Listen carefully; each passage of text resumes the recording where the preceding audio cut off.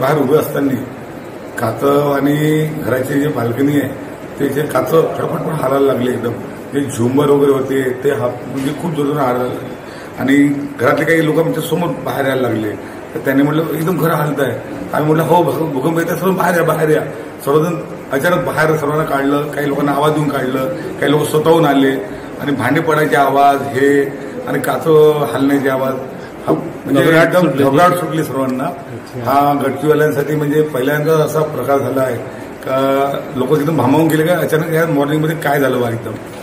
भूकंपाचा केंद्रबिंदू हा तेलंगणात आपला जो खाली सिरोंचाला लगतचा जो तेलंगणाचा भाग आहे तिथील मुलुगू जिल्ह्यात हा भूकंप आला होता. त्याचा केंद्रबिंदू त्या ठिकाणी होता आणि 5.3 रिक्टर स्केलचा हा भूकंप होता. याचे धक्के सौम्य स्वरूपात होते, त्यामुळे त्याची काही असं जीवितहानी किंवा कुठे पडझड घरांचं किंवा असं नुकसान झाल्याचे अजूनपर्यंत कुठलेही रिपोर्ट आम्हाला आले नाही. तर तसा हा मध्यम स्वरूपाचा असला तरी असे झटके आल्यानंतर पुन्हा 24 तासात किंवा पुढच्या आगामी काही तासात असे झटके पुन्हा जाणवत असतात. नागरिकांनी कुठेही घाबरू नये किंवा अफवांवर विश्वास ठेवू नये. फक्त असे झटके जर पुन्हा जाणवले असतील तर सुरक्षित स्थळी यावं, आपल्या घराच्या बाहेर पडून मोकळ्या मैदानात उभं राहावं. त्यासंबंधीची एक ॲडवायझरी आम्ही तसे काय काळजी घ्यावी, काय त्याची दक्षता घ्यावी, स्वतःचा बचाव कसा करावा असे व्हिडिओ सुद्धा सर्व समाज माध्यमावर व्हॉट्सअप ग्रुपवर आम्ही टाकलेले आहे.